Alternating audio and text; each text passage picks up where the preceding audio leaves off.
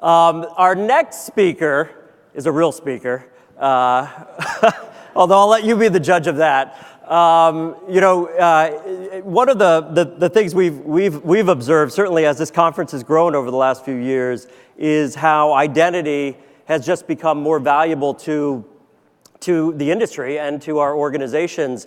And with that growth, the role of identity experts and identity professionals has become even more valuable to our organizations.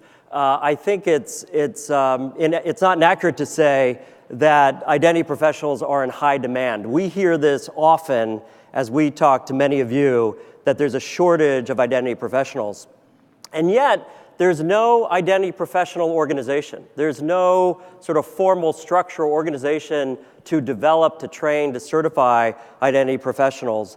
And Ian Glazer, our next speaker, has been really pioneering an initiative to develop that identity professional organization, and he's going to join us here today. Ian is the Senior Director of Identity at Salesforce.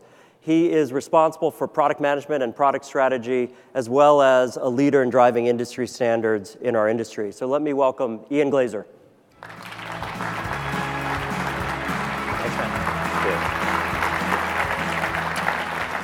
Morning, everybody. Thank you so much for spending your time with me.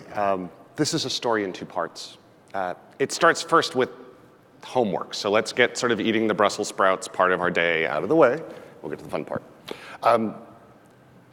Our homework has to do with preventing weaponization of our identity systems. Essentially, how do we prevent our identity systems from being used to cause harm? See, because at our core, as a profession and as a professional, we should do no harm with the systems that we curate, with the things we look after. Because certainly no one in this room wants to build something that can cause harm to others. And certainly no one in this room wants to build something that can be used to harm themselves. And we know something. We know that the information in our identity systems is the most sensitive in our enterprise. And so that value, because of that sensitivity, our identity systems are valuable to us, which means they are also valuable to attackers. So let's talk about those attackers. They come in two flavors. First is bulk, and the second is single row. So let's meet them. A bulk attacker, as the name implies, wants all the data. Okay? And why they want all the data? Well, there's a variety of reasons. And maybe because they're interested in everyone who works for the same company, everyone who shares a medical condition, everyone who shares an ethnic background. Now, the reason why they want this data, well, there's multiple reasons. They may want to set up a spear-phishing campaign. They may want to set up an oppression campaign. So these are our first attackers, the bulk attacker. Now, the second attacker, the single row attacker, is interested in a single data subject. Okay? And their motivation, well, they're varied as well. They may want to take over someone's phone for the lulz, or because they want to swipe two-factor tokens. You pick. They want to dox an adversary. They want to make a ex-spouse's life hell. There's a variety of reasons and motivators for the single row attacker. But, in all honesty, there's in fact a third kind of attacker. This attacker is a little bit tricky. You see, if you're this person, the attacker looks like this person. That's actually not a joke. If you're me, this attacker looks like her. That's Alexa. She's on my team. She's new-ish to product management. She's got some experience in identity. I guarantee you, in a couple of years with a little more experience, she will have all of the skills, all of the capabilities to replace me. And God, I hope that happens soon. But it's my obligation as a manager to make sure she has all of those capabilities. You see, the third kind of attacker is the person that has your job next. Now, I call these people successor attackers. Successor attackers just want to do their job, but they have all of the capabilities you have, right? They want to do their job because they just want to get paid, or maybe they want to get a payment under the table, or they're looking for a bonus, right? Their motivators are harder to read than the other kinds of attackers. Successor attackers are compromised users. However, they're not technically compromised. It's not like they grabbed a password, so it's not really the case. They're compromised in different ways, financially, ethically, morally. They have all of your capabilities in production, in development, in UAT. They can do everything you can do, but they start from a very different place. Now, any of these three attackers can weaponize our identity systems. They can turn this amazing system that we've been curating that delivers value to our citizens, to our customers, and use it to cause harm. And I believe as identity professionals, we have to step up. We have to do more about this situation. I think all of us within the IT industry needs to do more in this regard. If for no other reason, then our stakeholders expect this. We have to de-weaponize our identity systems. If we're going to do this, we should have 4 goals in mind. Now, the first is we have to defend against all types of attackers. Doesn't mean we're always going to win. We have to try to defend against all 3. Second, we need to balance between keeping the lights on and protection.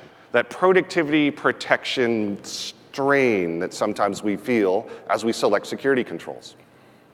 We should be promoting greater transparency because it has very large benefit when we start thinking about identity systems. And fourth, hearkening back to some things that Valerie Plame said yesterday, we need a way to promote data provenance and understand the source of our information when we're using it to make decisions. To do this, we're going to need everybody's skills in the room. Now, for certain, we're going to need very classic identity skills, identity governance, access control. But to that, we're going to need to add other capabilities, traditional audit, data protection, even data management. Yeah, we're going to have to enlist our database administrators to help us too. So what I want to share with you is a maturity model for de-weaponizing identity systems. Now, it starts at Level 0, baseline. Essentially, these are the controls that your enterprises already use to protect systems. Okay? So let me be clear, I'm not proposing a new data classification scheme. I'm not suggesting that we change our controls for what we typically do for an IT system. But what I am proposing is a maturity model, a set of optimizations we can make to optimize our security controls for identity systems. Let's dive into these.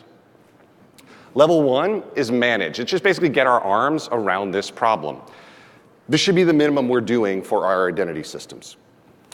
It is a mild, let's say, optimization for security controls, and it helps, not entirely, but it helps with things like GDPR. All right, so what's at this level?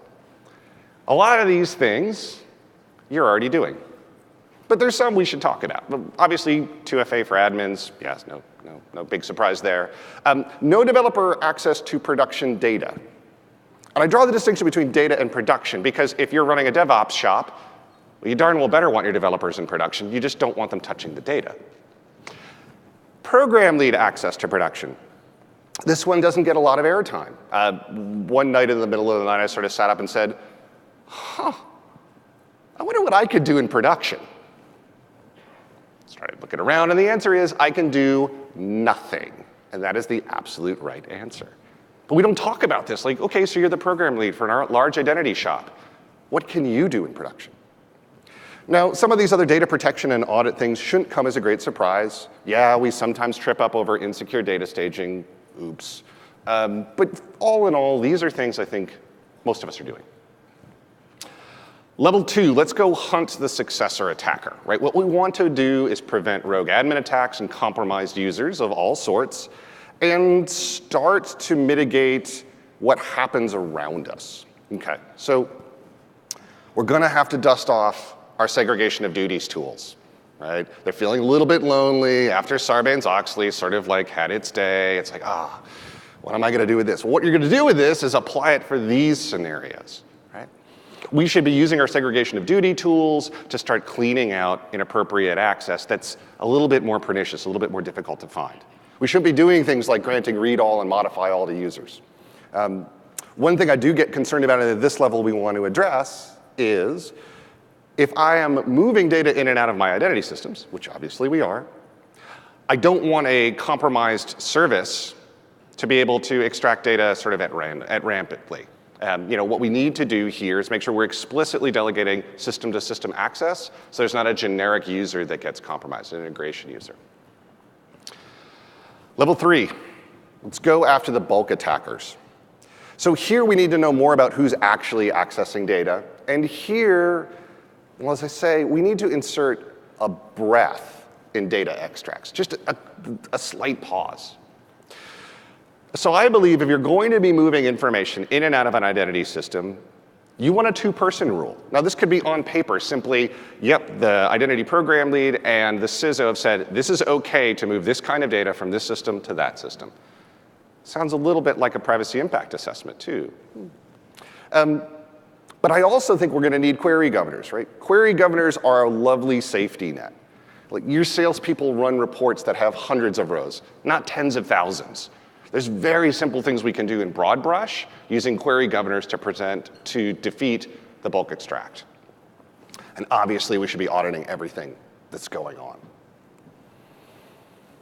Level 4, let's go after the single row attacker.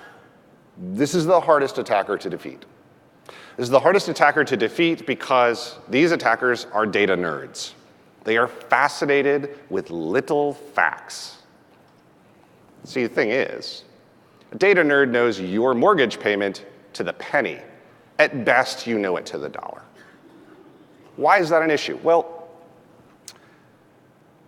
when someone calls up a call center and says, hey, I'm Brian Bell, and I want to make some changes to my account, the individual's got to go validate, that's Brian. Now, in many cases, as much as we don't want to talk about it, we use KBA. We use knowledge-based authentication at this point. Now, you can do it well-ish for KBA, but oftentimes you're asked a question whose answer lives in the same data set as the attacker wants to get to. Because it's not really Brian who's trying to get access, it's me, and I happen to know his last payment. Okay? So what we have to do, if you can't get rid of KBA, and obviously that would be the industry best practice, you absolutely have to stop asking KBA questions whose answers live adjacent in the data set, because the data nerds will get it. Right? And they'll get it from somewhere else as a bulk attack and then become a single row attacker in your system. Right? The other thing is, I think we need to keep pushing on our data management peers to start looking at behavioral use of information, behavioral use of data. So it's fine, it's typical that Ian runs reports that have single rows, but never tens of thousands of rows. Right? What does normal behavior look like at the query level? Because I actually think this is a very reasonable task for machine learning. I think this is a very reasonable task to ask our data management peers to help us with. Level 5, transparency nirvana. Want to do two things here. To be fair, these are a little bit of pet projects. One is flipping the Panopticon. I want to change the dynamics about how we observe people using information. And we need to promote data provenance. If for no other reason then, in our own lives, in our business situation, day-to-day business, we make risk-based decisions not knowing where the information that we're making that decision upon came from. Okay? Fake news is actually an example of this. But so often we make a decision and we don't really know where that piece of information came from. And if we're in the business of doing risk evaluation, we probably want to know a little bit more around this information is coming from. Okay, so let's start that first part, flipping the Panopticon. I think we should make public who's querying what kind of data. Now, public is going to vary depending on your industry and geography. But something really interesting happens from a behavioral perspective when someone knows their actions will be public. They tend to conform to social norms. And I think that actually promotes better behavior. Now, to be clear, there is also a chilling effect that can happen in this regard. But I do think there's something interesting that starts to happen when you know that what you're looking at, in terms of the data you're looking at, everyone will know that you're looking at that information. I think this is a way of forcing normal behavior. I think that's important. From a data management perspective, we have got to bind in provenance to our data. Okay? We've got to know where our information is coming from, and we have to bind it in. If this is HR data that's coming into the directory, let's know that. Let's mark that. And there's ways of doing this with watermarking, with embedded manifest. There's a variety of techniques to do this. But the point is that we need to know and be able to look up and say, this is where this information came from. Now, I wrote about this many years ago, actually, when I was working for Bob Blakely. We called it relationship context metadata. There are a variety of techniques. But what I'd like to get to, and granted, this is a pet project, is if you come across data in your enterprise, if you can't tell where it's from, you have to assume it's fraudulent. It would be pretty awesome if we could get to that stance. Because then at that point, there's a lot of interesting things that get unlocked when we know data provenance. So this is a maturity model for de-weaponizing our identity systems. How we optimize our security controls, our baseline controls for identity systems. This is a thought experiment in a lot of ways. I've been talking to people about it around the world. People are interested, but what I want you to do is take this home and try it out. Try it out in your own environment and do it just as a thought experiment, just to say, okay, given the 3 kinds of attackers, where are we most susceptible? Now, I believe that in 6 months, everyone in this room can get to level 1. I think many of us are probably already there. And in 12 months, I think we can start to defend against the successor attacker.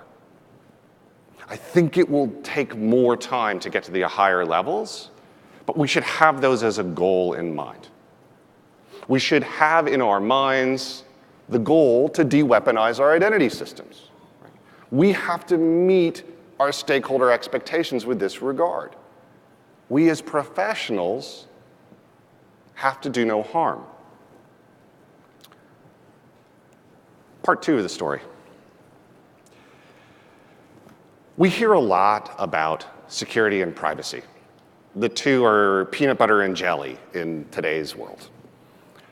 But the thing about it is they have limitations. And actually, GDPR is a great example of this. Now, for certain, there are security requirements in GDPR. Encrypt data in motion, encrypt data at risk is a good idea. Have a security program. Like, all right, those are security requirements. And there's definitely privacy requirements. Privacy by design, privacy by default. Know who your data protection officer is. Great, important stuff. But there are requirements in GDPR, things like do not process, things like the right to rectification, all of the consent stuff. The default tools that our security and privacy peers have to work with can't do these. Because these are identity requirements. Right? These are things that only identity professionals have the default tool set to get to. It's not to say that our peers can't stretch to get to that point. We actually have the tooling to do this. This is our workshop.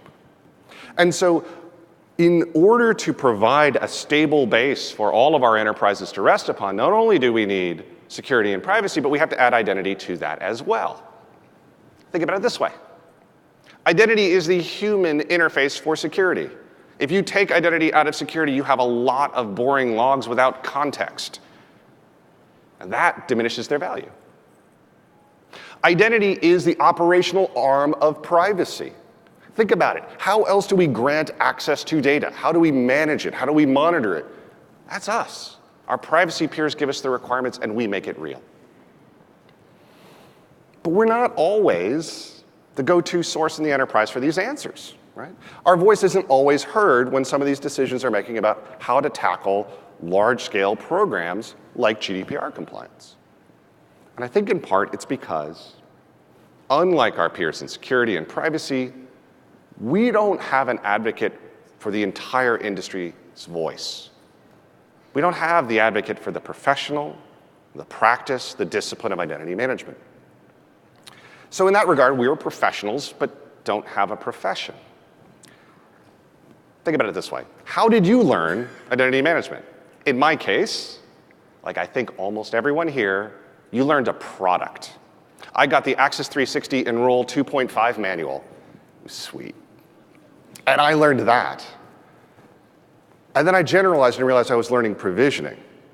And then I generalized that a little bit more and I learned access request, right? You almost always start with a vendor-specific product and then you back into learning the art. Ask the question differently. How long did it take you to learn? How long did it take you to train someone in your enterprise? If you ask my boss, he's going to say, well, Ian still doesn't know a hell of a lot about federation, so it's like 17 years, and any time now, Glazer, any time, it'd be really good. But in your own enterprises, you've got a bright, smart person right out of school. You put them into IT security, you put them into identity. The curriculum that you have to give them is what?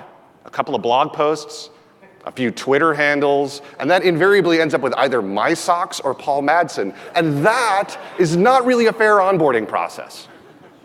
But it takes a lot of time and effort. You've got to want to build new identity professionals. That restricts the growth of this industry, right? We're kind of root bound because it's hard to build new identity professionals. So we've got to think about how we grow this industry, grow it in terms of prominence when it comes to executive mindshare, grow it in terms of prominence in terms of mindshare for policymakers, and continue to grow it so that this massive event, 1,400 people, becomes 2,800. And how do we grow this to make this a more equitable industry as well? These questions have been kicking around in my head for a while. And in February-ish last year, sat down with some friends and started talking about this. Turns out, thank goodness, I wasn't the only one thinking about this. And so my friends at KANTARA said, this is a problem we need to solve. Right? We need to start addressing these issues, or at least finding answers to these questions. And in May of 2016, I got up on stage in Germany and said, hey, let's go form a professional organization. And what I didn't get was crickets. What I got was 400 people in about 3 months that all stood up and said, yeah, this is a good idea. So, morning activity. If you sign the IDPRO pledge, stand up carefully. Don't dump coffee on your neighbors. There's plenty of you in here. There's plenty of you in here. Thank you. Thank all of you for your support. Now, thank you. You can sit too. Now, about a quarter of these people said, you know what? It's not enough that I'm going to say, yeah, I support this. I'm going to lay hands on this thing. I'm going to do work. I'm going to roll up my sleeves and start doing work around this problem. So what did that work look like? Well, there are 3 major work streams around membership and services, a code of practice we all can adhere to, and a body of knowledge. So one thing we came up with is we're going to need to be able to have both individual and corporate memberships. Not a big surprise, but we wanted to make sure that a sole practitioner, someone just interested in this, or a large enterprise could get the benefit, could receive service. What kind of services? Well, there's a spectrum of things that we think identity professionals need. And it's things like newsletters, long-form, best practice of how to do different things in your world once a month. Another couple of articles that just opens your eyes to like, oh, I hadn't thought about those techniques for privilege management, let's say, privilege account management. A daily news clipping service, right? There's a lot going on in our industry and it's really, really hard to keep track of it. 2 digital forums, places that people can seek help from fellow practitioners. Because I believe that is some of the most important things we can do. When I was at Burton Group, when we were running Catalyst, the most popular sessions were case studies. They were people talking about what they did in their own enterprise, and they got blocked after their talks because people wanted to ask them more questions. And just meetups. How do we physically get together in one place? There's 1,400 of us here. It's an amazing blessing that we all get together to do that. But not everyone gets to come to CIS. So how do we do something locally? Quick anecdote. When we were asking the people that were participating, where do they go for meetups? Where were their regional events? Found out that there are no meetups for identity professionals in Germany. It's the 4th largest economy in the world. There are a huge number of identity professionals there, and yet they don't have a meetup. That was a crazy insight to have. But then the amazing part was the people that were really eager to have one realized they live 10 miles apart. They work for different companies. They didn't know it. And they're like, well, we can just start one now. Right? The little incidental value of asking how do people come together and share their knowledge is incredibly valuable. If we're going to be a profession, if we're going to formalize this, then we need a code of practice. And we've been hard at work building one that incorporates ideas around professionalism, personal integrity, and onward continuous skills development. But I open the question of how did you learn this? One of the trickiest parts is finding a curriculum, if you will, to give a new identity professional, or for yourself, because now you just inherited customer identity management and you don't really know what it is. How do we learn? So we've been working on building a taxonomy for identity management. Essentially, where can we pour all of the resources that describe our discipline?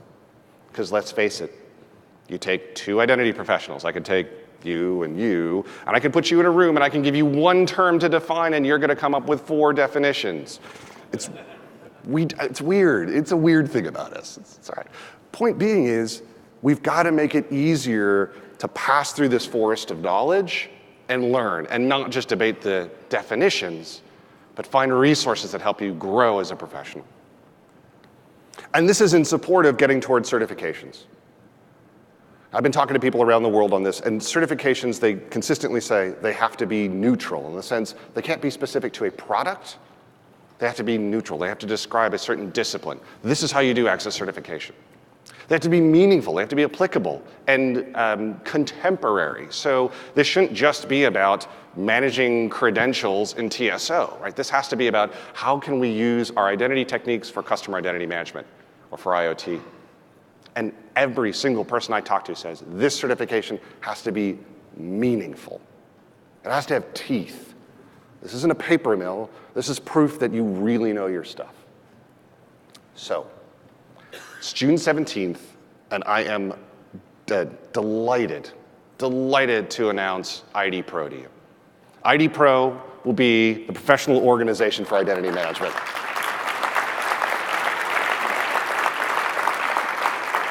We have been working feverishly and with wild abandon to bring this to you today. IDPRO is a 501c6 nonprofit organization, recently incorporated, to be the home of the identity professional. And we've been working to get support from everybody in the industry. So that support comes from a variety of people in this audience, and I want to welcome them up to the stage just so you know who's helping to get this going. So first, we started talking to our founding members, our corporate members. So I'm going to ask Justin from Bespoke and Sarah from Engage and Sergey from Gigya to come on up. I want to have Alan and Colin from KANTARA. Come on up, don't be shy. Dasha from One World Identity. Patrick from Ping. If Patrick remembered, sweet. Paul from SailPoint, Chuck from Salesforce, and Andre from SecureKey. Let me get out of the way. I want people to see it. So we can't deliver service. Hey, Andre, come on up. We can't deliver service to our professionals without support from everybody, including our founding corporate members. So quick hand for these gentlemen and ladies. Thank you. Keep standing awkwardly. This is the best part of any talk, is when you're like, oh, and I just got to stand there. But it's not just about corporate members, right? It's also about other organizations we're going to work with because we have similar goals. So I want Pam and Emma to come up representing women in identity. If you haven't been involved with my good friend Kanisa Ahmad's organization, Women in Security and Privacy, especially in the Bay Area, do that. And I want Brett to come up to represent FIDO, because these are organizations that IDPRO will work with to make sure we're delivering more benefit and more awareness to more people. Thank you, guys. Woo. All right. One last thing. No, 2 last things. This is the first of the last things. I want to welcome Andy Hindle to the stage because CIS is going to be the home of IDPRO when it comes to face-to-face, right? Our partners when it comes to events. And I'm so glad CIS has given us support this year and in the future. So Andy, come on up. Thank you so much. All right. Now, the honest to goodness last thing. You can join today. You can become a founding member of IDPRO. And this will go down on your permanent record. This is something that you can do as an individual. idpro.org/join. This is something you can do as an enterprise. Just drop a note to info@idpro.org. By joining now, you're helping us to deliver the services to the whole of the profession. Not just everybody in the room, not just everybody in the States, everybody globally in this profession. By doing that, we strengthen awareness around identity management, we strengthen our skills, and we can provide that stable platform for our enterprise, with our security peers, with our privacy peers, that all of our IT operations, all of our enterprises can rest upon. Ladies and gentlemen, thank you so much for your time.